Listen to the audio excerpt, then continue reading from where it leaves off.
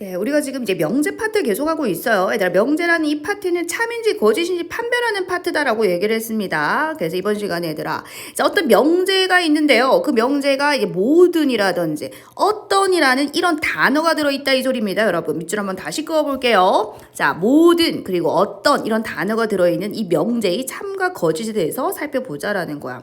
자, 여러분, 이 내용 자체가 중요하진 않습니다. 자, 무슨 뜻이냐면 일단 한번 읽어볼게요. 자, 전체 집합 U에 대하여 조건 P의 진리집합을 라지피라 하자. 얘들아, 조건 P의 진리집합이 무슨 뜻이죠? 이 조건이 참이 되게 하는 그러한 원소들을 모아놓은 집합을 진리집합이라고 한다 그랬죠. 자, 그래서 문제에서 이렇게 얘기를 하네요. 모든 X에 대하여. 자, 주어진 이 조건이 있어. 어떤 조건이 있는데 요 아이가 참인지 거짓인지 어떻게 판별하느냐라는 거예요.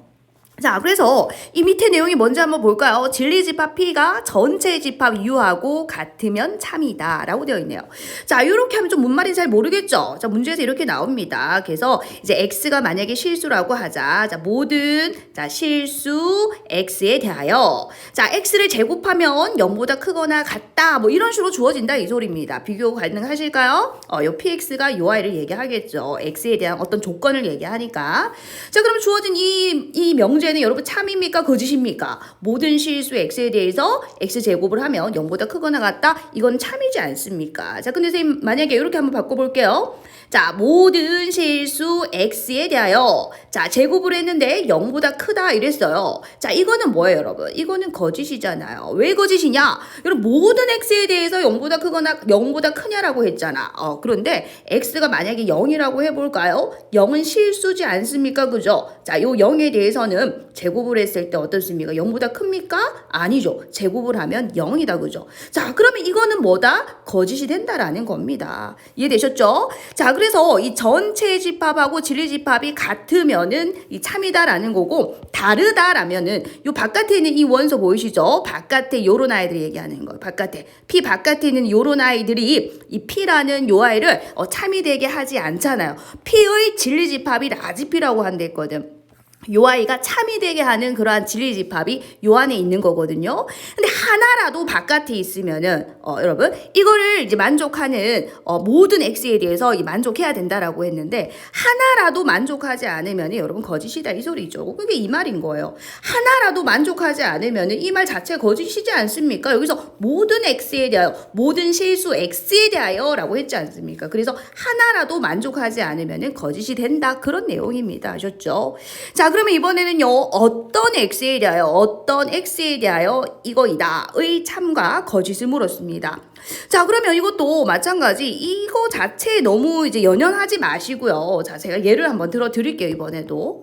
자, 만약에 어떤 X에 대하여 이번에 해봅시다. 자, 어떤 실수 X에 대하여 자, X를 제곱을 했더니 0이다 라고 했다라고 칩시다. 그럼 여러분 이건 어떻습니까? 어떤 하나만 가지고 와도 되거든요. 어떤 실수 X에 대해서 제곱을 했더니 0이 됩니까? 되죠. X가 뭐일 때? 0일 때 참이 되지 않습니까? 그러면 이거는 여러분 어떻습니까? 이 참인 명제가 된다라는 거예요. 그래서 P가 공집합만 아니면 된다라는 거예요. 원소가 하나만 있어도 이거를 만족하는 원소가 하나만 있어도 얘는 참이 된다라는 거고 이거는 모든 전체 집합 모든 원소에 대해서 무조건 참이 돼야지 참이다라는 거고 하나라도 만족하지 않으면 이거는 거짓이 된다라는 거예요. 그래서 이 내용 자체를 뭔가 외우려고 하지 마시고 자, 이 명제를 한번 보시라는 겁니다. 어떤 실수 X에 대하여 제곱을 해서 0이 되느냐? 어떤이라는 것은요 한 개만 가지고 와도 됩니다. 그래서 X를 0이라고 했을 때 어떻습니까? 제곱을 했을 때 0이 되지 않습니까?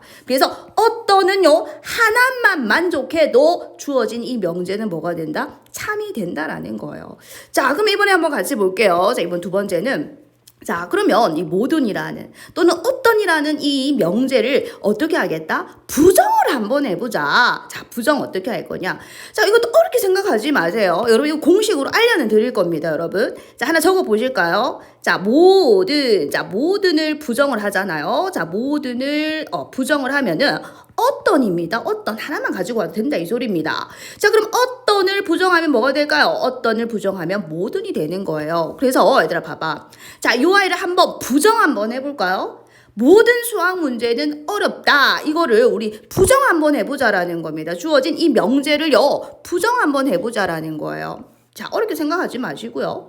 자, 모든을 부정하면 뭐라고 했습니까? 어떤 수학 문제는 자, 부정이니까 어렵지 않다. 이렇게 되겠죠. 자, 이거를 다르게도 표현할 수 있습니다. 자, 이거 한번 보시겠어요?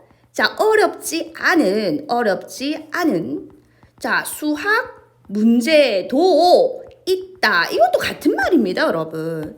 자, 모든을 부정한다라는 것은 어떤 하나만 있어도 된다라는 소리거든요. 그래서 모든 수학 문제는 어렵다. 이걸 부정합니다, 여러분. 자, 부정합니다. 그래서 모든을 이렇게 바꿔가지고 어떤 수학 문제는 어렵지 않다. 이렇게 이게 표현되기도 하지만은 이것도 같은 뜻이지 않습니까? 어렵지 않은 수학 문제도 있더라. 안 그렇습니까? 그죠? 그래서 꼭 이렇게 표현되지 않더라도 요것도 부정이 맞다라는 거죠. 자, 이 명제를 부정했을 때 요렇게 표현하는 게 정석이긴 하지만은 시험 문제 요렇게 나올 수도 있다라는 겁니다. 어렵지 않은 수학 문제도 있다. 그죠? 어떤 하나만 가지고 와도 되고 2개 가지고 와도 상관없습니다. 그래서 어렵지 않은 수학 문제가 있다라는 것만 보여주면 그것이 부정이 된다라는 거죠.